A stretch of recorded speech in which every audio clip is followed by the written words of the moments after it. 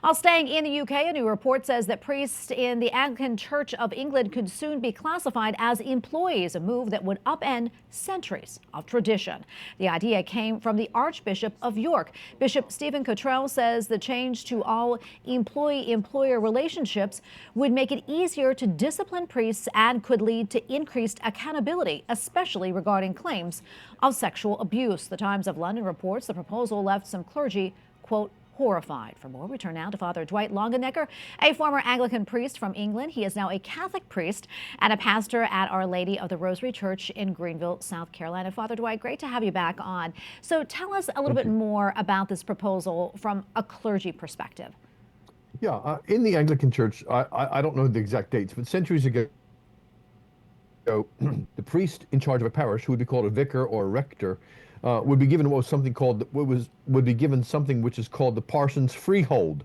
And the Parsons Freehold basically meant that he legally owned the vicarage house that he lived in and the church property.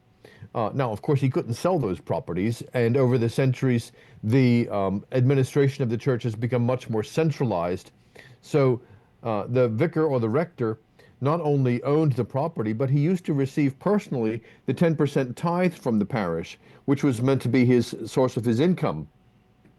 That, of course, also was centralized, and all the money now goes to central authorities, the Church of England Pensions Board, which the Church of England Board of Finance, which then distributes the money out to the vicar. However, that historic Parsons Freehold gave the priest in his parish a certain amount of tenure. So if he was actually appointed vicar or rector of the parish, not just priest in charge, which was a model was given to avoid this Parsons Freehold, if he had the title of vicar or rector, he could stay in his parish house and stay in his parish for life. Nobody moved him legally. So I can understand why the hierarchy are interested in getting rid of the Parsons Freehold and making the priests employees of the central diocese or the central board of finance, because then if you're an employee, it's going to be easier to remove you if there's problems with you. Yeah, what's been the reaction to this proposal so far? Do you know? Well, someone asked me, is that a good thing or a bad thing? I said, it's a good thing for the bishop because he can move people on if he needs to, or discipline people if he needs to. And not surprisingly, the Archbishop of York as the one of the ones who's pushing this.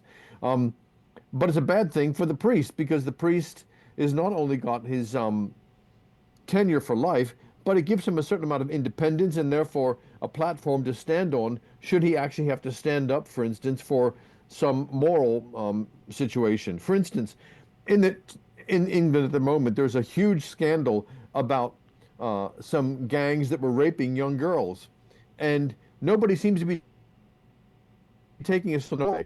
But if a priest wanted to stand up and say, this is wrong, our politicians should not suppress the inquiry into this, we need to push forward with a full inquiry and prosecute the guilty people, and this is a moral issue for the Christian church, he could do that because he can't be fired for doing that. However, if he's an employee and he takes a stance which is anti-controversial or a bit prophetic from a Christian and a theological point of view, he can get the sack. Yeah. Do you think, almost out of time here, but do you think this is something that could happen in the Catholic Church over there?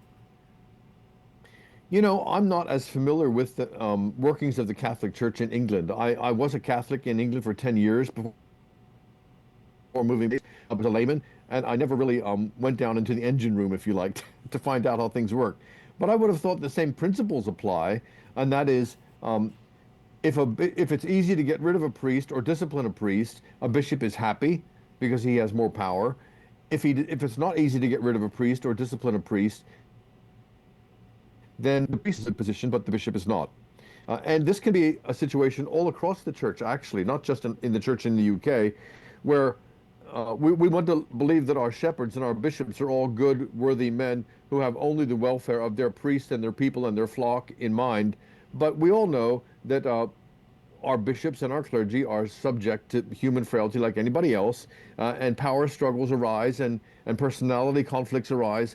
And in the Catholic Church, a priest who's appointed as a pastor of a parish in some dioceses has got a similar kind of tenure and therefore a similar kind of independence of mind and independence of spirit, where he can actually stand up and take make a stance if he needs to.